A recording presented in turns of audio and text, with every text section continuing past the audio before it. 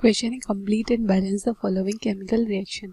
Reaction में क्या given है, रेड फॉस्फोरस आयोडीन के साथ कंबाइन करके इन प्रेजेंस ऑफ वाटर देता है। हमें गिवन है H3PO3 और HI।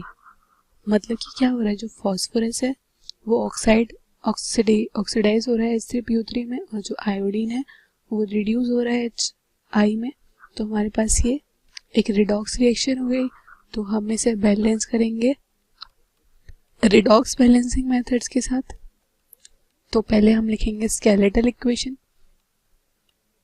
ठीक है, ये हो गई स्केलेटल इक्वेशन में हम सारे स्टोइकियोमेट्रिक कोएफिशिएंट्स को हटा देंगे। तो हमारा फॉस्फोरस कहाँ से कहाँ तक ऑक्सीडाइज हो रहा है, ये 0 है, और ये कितना है हमारे पास प्लस -2 + 1 यानी 3 + x - 6 = 0। x कितना हो गया 3, यानी +3 में ऑक्सीडाइज हो रहा है। आयोडीन हमारा 0 से -1 में रिड्यूस हो रहा है। तो हमारे पास एक फॉस्फोरस ऑक्सीडाइज हो रहा है +3 का चेंज, और आयोडीन 2 है और -1 में रिड्यूस हो रहे हैं, तो 2 का चेंज। तो इसको मल्टीप्लाई करेंगे हम 2 से, और इसको मल्टीप्लाई करेंगे हम 3 से। तो पहले इसको 2 बनाना पड़ेगा, क्योंकि 2 2, अब इसको 3 से मल्टीप्लाई करेंगे तो कितना हो जाएगा 6। ये हो गया हमारे पास 6, ठीक है। अब हमें ऑक्सीजन गिनने पड़ेंगे। तो ऑक्सीजन इस साइड पे कितने हैं 6, तो इस साइड पे भी कितने कर देंगे 6। अब H देखते हैं बैलेंस है या नहीं। तो ये कितने x है 12, इस साइड पे कितने हैं 6 + 6 12। तो ये हो गई रिएक्शन बैलेंस। क्या 2p + 3i2 + 6h2 combines to give 2H3PO3 + 6HI। तो ये हो गई हमारी बैलेंस्ड रिएक्शन, ये हो गया आंसर।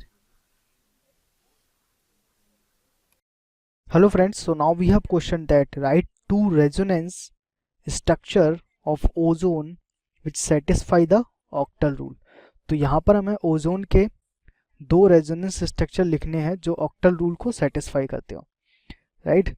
तो देखो हमें इसकी बात की जा रही है ओजोन की, ओजोन मतलब O3, राइट।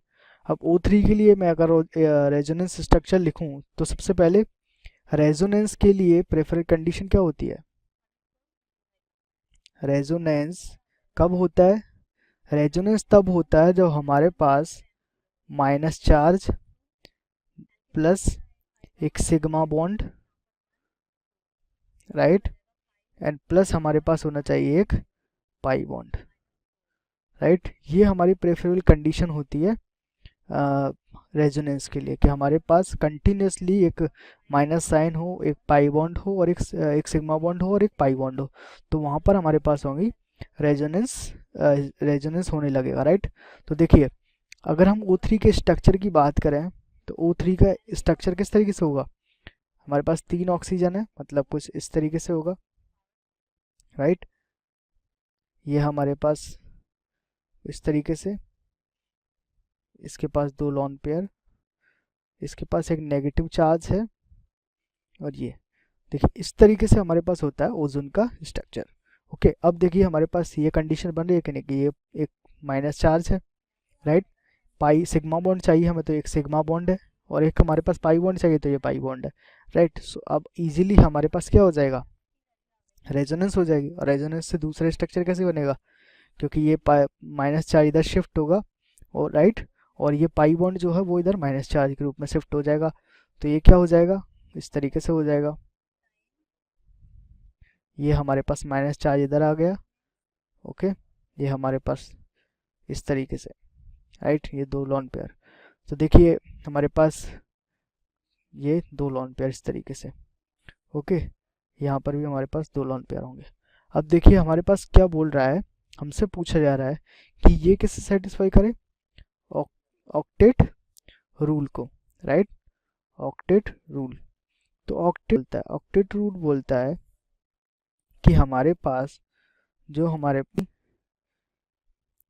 ऑर्बिट है, या हम बोल सकते हैं आउटर ऑर्बिट है, उसके अंदर नंबर ऑफ इलेक्ट्रॉन्स कितने होने चाहिए, number of electron should be 8, ये होता है हमारा ऑक्टेट रूल, राइट। सो देखते हैं हमारे पास क्या 8 इलेक्ट्रॉन्स हैं। देखिए यहाँ पर इसके लिए देखिए हम तो यहाँ पर कितने इलेक्ट्रॉन है, 1 2 3 4, राइट। एंड देन ये बॉन्ड के 5 6 और ये जो माइनस चार्ज है वो रिप्रेजेंट कर रहा है 2 इलेक्ट्रॉन्स को, राइट। सो इसके आउटर ऑर्बिट में 8 इलेक्ट्रॉन्स हैं टोटल। बीच वाले को देखते हैं 1 2 3 4 देन 5 6 एंड देन दिस 7 8। सो इसके भी आउटर ऑर्बिट में 8 इलेक्ट्रॉन्स हैं। इसको देखिए 1 2 3 4 5 6 एंड 7 8। सो इसके भी आउटर ऑर्बिट में हमारे पास टोटल 8 इलेक्ट्रॉन्स हैं। अभी देखिए यहाँ पे हमारे पास 1 2 3 4 5 6 7 8, इसके आउटर ऑर्बिट में कितने इलेक्ट्रॉन है, 8। इसके देखिए 1 2 3 4 5 6 एंड दिस 7 8, इसके भी आउटर ऑर्बिट में कितने इलेक्ट्रॉन हुए, 8। अब देखिए इसके लिए 1 2 3 4 5 6 एंड 7 8, तो इसके भी आउटर ऑर्बिट में कितने इलेक्ट्रॉन हुए, 8। सो यहाँ पर ये दोनों स्ट्रक्चर हैं वो हमारे ऑक्टेट रूल को क्या कर रहे हैं, सेटिस्फाई कर रहे हैं। Okay, thank you. Hello everyone, the question is give reason in one or two sentences and the statement is ammonium chloride is acidic in liquid ammonia solvent. So we have to give the reason for this, that why ammonium chloride is acidic in liquid ammonia solvent. Alright, so, the statement I am writing here. So the statement is it is due to self-ionization of NH3, that is ammonia. The reaction is that is NH3 will be like this, that is NH4 plus and NH2 negative. Alright, so it is like this. So it is due to self-ionization of ammonia and the reaction is this. So the explanation for this is, so I am just highlighting this statement because in the question it is been asked to answer this question only in one or two sentences. So this is the answer. And why is it so? So it is due to, so I am explaining it here.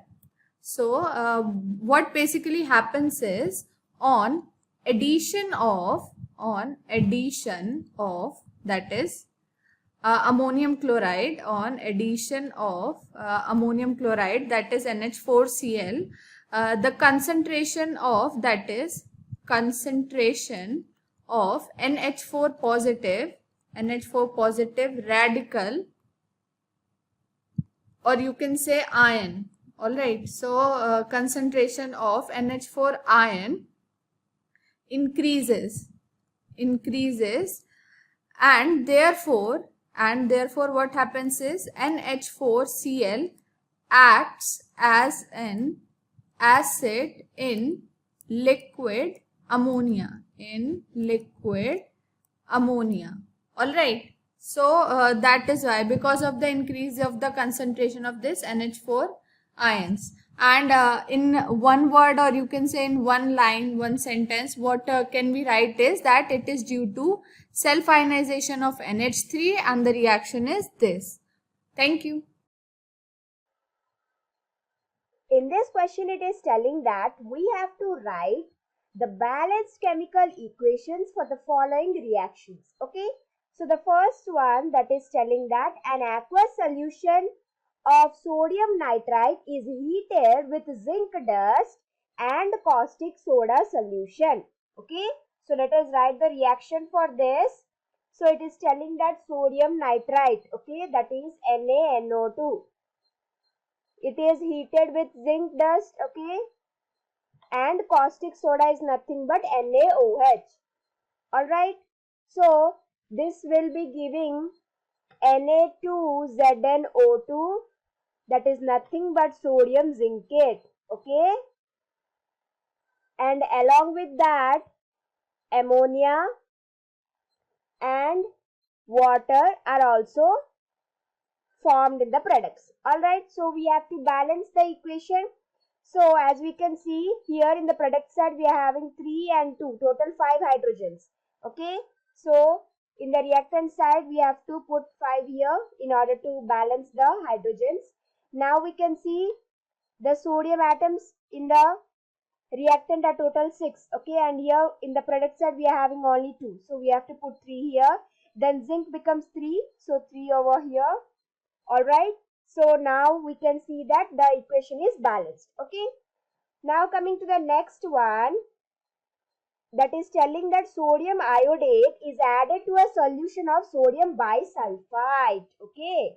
So sodium iodate is nothing but NaIO3. Okay. This is sodium iodate and it is reacting with sodium bisulfite, that is NaHSO3. Okay. So it will be giving NaHSO4 and along with that Na2SO4. Okay, and H2O and I2 is also formed in the product. Alright, so NaHSO4 is nothing but sodium bisulfate. Okay, and Na2SO4 is sodium sulfate. Alright, so we have to balance this equation also. So as you can see, I2, okay, 2I are present in the product side. So in the reactant side, we have to put 2 here. And now we have to balance the other atoms. Okay, so for that, we have to put 5 here and 3 and 2. Yes, now you can see clearly the equation is balanced, right? So this is the solution. Thank you.